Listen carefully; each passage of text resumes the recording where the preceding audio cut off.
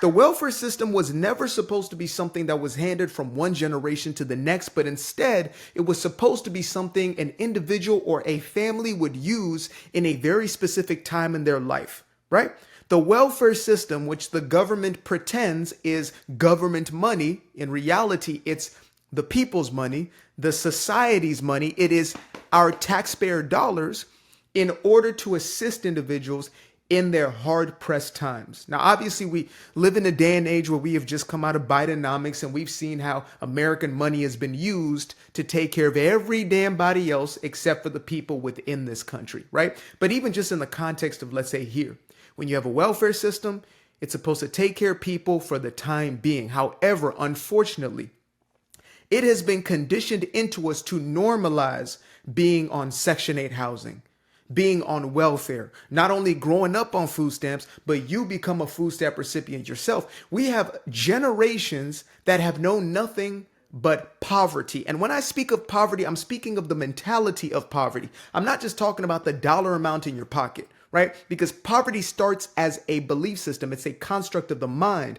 If an individual sees themselves in a certain limited parameter of, well, I can't go any further than this. This is all I know. That is poverty. There are some individuals who are born into poverty who break free from that mentality and step into greater abundance. And we see that all the time. You know, more often than not is shown in the world of entertainment, but there are people who are doctors, lawyers, plumbers, construction workers, etc., who find their way out of poverty. But I digress. When it comes to the welfare system, this has been one of the most detrimental, not the necessarily welfare as an idea, okay? I'm not just going to bash the entire thing, throw the baby out with the bathwater, as they say. But as far as how it has been taken advantage of, as well as the mentality that people have been programmed and conditioned into, which was an intentional conditioning, right? We have to go as early back as 1964, when Lyndon Baines Johnson was forced to sign the Civil Rights Act, right? And I say forced because there was a majority House and Senate that were Republican who pushed the bill through, even though the Democrats were fighting tooth and nail to make sure that it didn't pass, but they had to, which was basically the same thing that happened during Jim Crow, right? Except the Democrats, quote unquote, got their way, just like they almost got their way during the Civil War. But I digress once more, right? We can get into that and ruffle some feathers later on.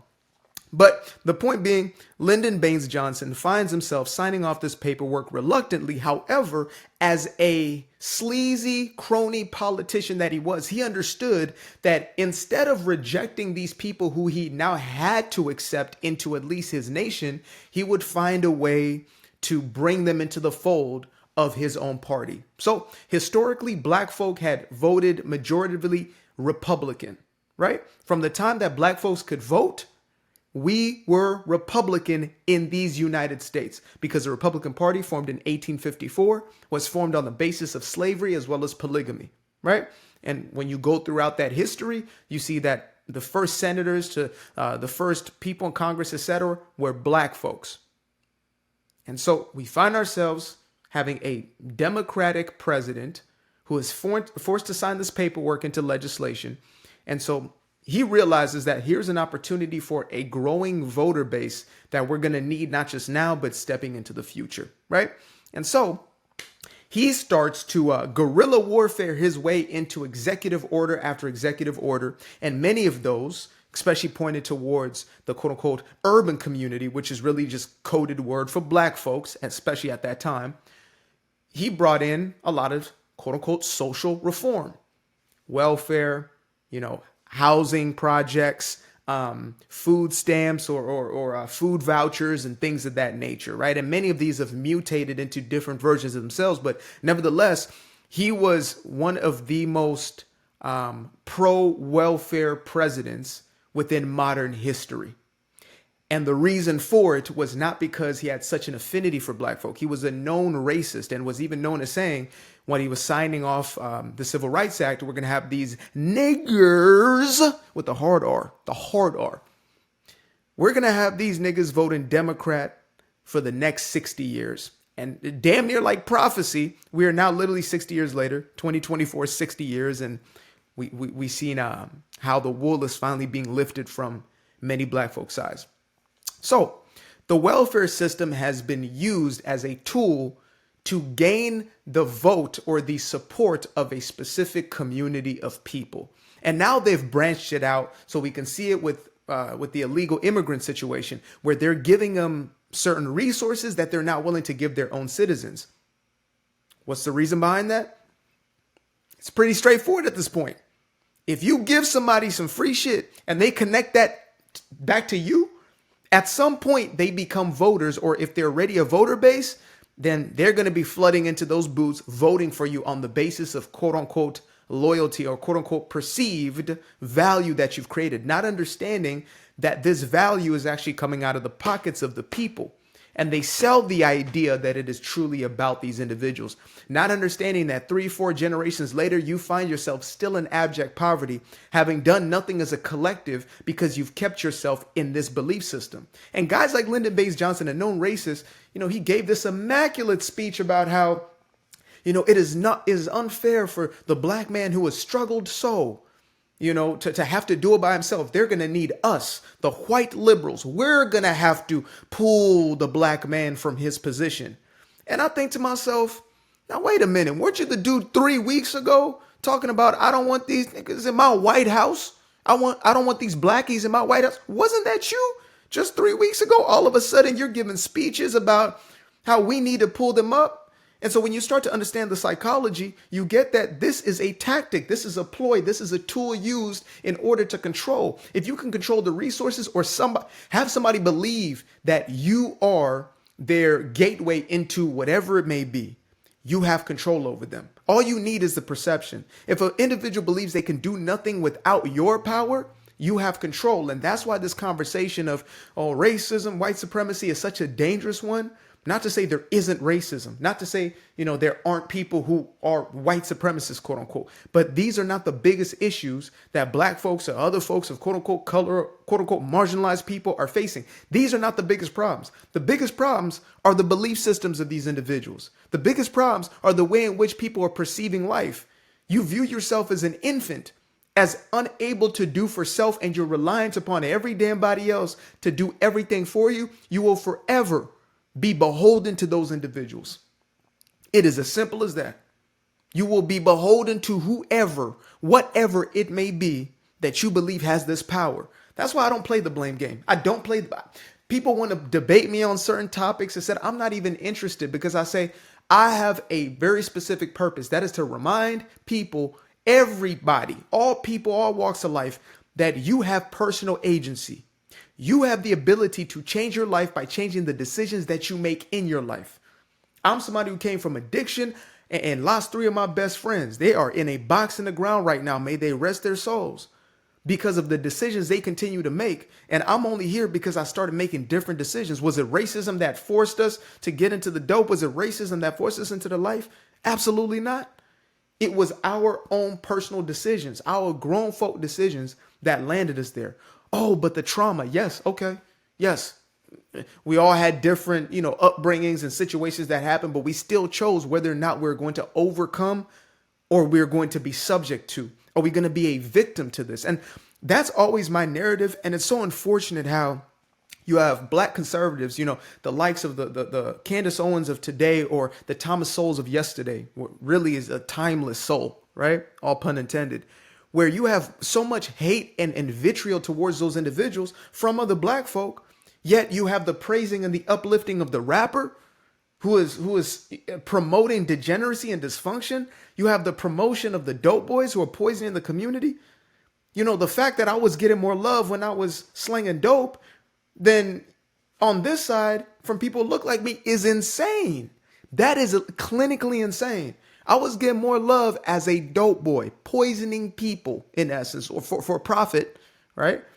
I was getting more love for that than on this side, speaking truth. Now, of course, there's many of y'all who, again, we're on the same frequency, but there are so many. Just look at the last election, 80% of men, 93% of women within the quote unquote black community, because really, that's just an umbrella that's used, but skin folk ain't kinfolk. Not everybody's the same. Some people are into the righteousness and some are not. Some have values and some do not. And I will not connect myself to those who do not subscribe to the value system that I subscribe to. Right. And that's the only reason I even bring up race, is because we've become so obsessed with it that in order to deconstruct it, we need to go into it and then remove ourselves from it, to look at it objectively, to say, yes, okay, this is, we look different. There's a culture, this, and that. But why are we making this the main subject? Why are we making this the reason as to why you can't succeed? The reason why you can't do something for self? Well, because the system, which system? The only system in your way is your belief system. I said it once, I say it 1,000 times. The only system is your belief system. What do you believe about yourself? What do you believe about life? What do you believe about what is possible for you? I often talk about guys like Trump, guys like Elon, etc. The difference with these dudes than most people on the planet is that they have the balls to do what most people are afraid to do, right? Especially a guy like Elon, when it comes to inventions and this and that. He's launching off 60,000, satellites into space. And the next day he's creating a rocket that goes up and comes back down and lands in the exact place. All of this is the imagination that all of us share. But the difference, well, he's a white man, so he has a white privilege. No, the reason he does it is because he believes he can. And he believes, you know what, we can figure it out. There are multitudes of people who look nothing like him, who are doing incredible things on this planet. But there are very few, unfortunately, because there will always be less people who have the courage to step outside the box and to stop complaining and to stop blaming every damn body, to stop putting the onus on everybody else for your own decisions in your own life. I'm so tired of it. I'm so tired of hearing people make terrible decisions in their life and they want to blame every damn body else for their decisions. I am where I am in life because I made the decision. When I didn't get to the place that I wanted to get to in life, by the time I wanted to get there, oh, well, the system and no, it wasn't no damn white man. There wasn't a white man around me when I made a stupid decision. There wasn't a white man around me who put a damn, who put the backwood to my, what? It was me. I did that. I made a decision not to invest into my future. When my YouTube channel or my social media, when it was just stagnant, nothing was happening. Oh, well, the system, man. If only I was a white creator like Mr. Beast. No, it's because I wasn't investing. Then I look at the next man, a Kai Cenat, whoever it is, 22 years old, multimillionaire off of doing exactly this, turning the camera on and being himself. So what's my excuse now? Well, he's an industry plant. Man, y'all got me messed all the way up. Hate is an ugly, ugly, ugly trait. And there's too much of it. And there's too many excuses being made. You got to take your life back in your own hands. Now is the time. Now is the time. You're going to have the opportunity of a lifetime within these next 4 years and moving forward. I believe, honestly, whoever is in office at any point in time, you're still going to have to make your own personal decisions. There's going to be people who win. There's going to be people who lose. The people who lose are going to be the ones who are going to lose anyway. The people who win are going to be the ones who win anyway. It's just to maybe how quick, what extent, or which angles you may have to take in order to make things happen legally and morally and ethically. Okay, I'm going to put that out there. But nevertheless, you are the only one who's going to be standing in your own way. And this welfare system, this welfare mindset, because it's a mentality of welfare. It's a mentality of being taken care of. It's a mentality of a handout, waiting on a reparation. Oh, I can't wait. The white man needs to give me my reparation. They don't need to give you a motherfucking thing. They don't need to. The only thing somebody owes you is to get out your way. The only thing somebody owes you is to get the hell up out your way and just let you be. They don't owe you a hand out, a hand up, a hand me down. They owe you to just simply let you be you and do you. Go ahead and do that. Nobody owes me support. Nobody owes me to come to this video and watch. Nobody you owe me a subscribe because I did this. And no, you don't. You don't owe me nothing. You choose to do that. That's a beautiful thing. You choose to click that subscribe. You choose to tap in and tune in. I've had folks very, very generous. They're leaving donations and stuff. Oh, man, that's dope. I've never asked one time for a donation. I don't even ask for, make sure to subscribe to the channel. It's okay if you do. That's no problem at all. But I'm just saying, I don't ask for that. You don't owe me that. If that's something you want to do, then that's something you're going to do. But I'm going to make the decision to continue to pour into my gift and to not make excuses. I'm not going to be a welfare recipient in my mind or in the physical. Man, I fall on hard times. I've been on, trust me, I had a season of my life when I was on food stamps and they could have kept giving me those food stamps. But I said, no, I don't need it anymore. I got some paper coming in. I'm okay. Some people will play that system, but that's just a lack of integrity, to be honest, right? Folks are just willing to play the system and make excuses. It's like the people who steal. Well, it's a big corporation. Nah, you lack integrity. You lack integrity. I'm gonna make a whole video about that. I'm gonna make an entire video about that. Poverty is not a precursor to crime. Crime is a precursor to poverty. But just because folks is poor doesn't mean that they're criminals. There's a lot of poor people who are not criminals. That just highlights your own lack of integrity. Simple as that. Do it the right way. Be upright. Take care of yourself. Take care of your family. Raise some beautiful kids. I mean, inside as well as outside. Healthy, mentally, emotionally, physically. Live your life to the absolute fullest. Don't be ratchet as hell. Life can be very simple. Drink some damn water. You understand? Life can be very simple, but we complicate it with all this useless negativity. Because we want to be victims to something. But you free yourself when you let go of that temperament. Period. Period. I used to be afraid of the dark, a place unknown like a heart in their heart. I used to see my life in the bar. Now the kids unchained, every shackle is lost. 2 steps in the moonlight, 2 step in the daytime. You just know when it feel right.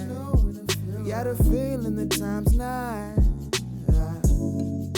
See you through those shades that I just threw on.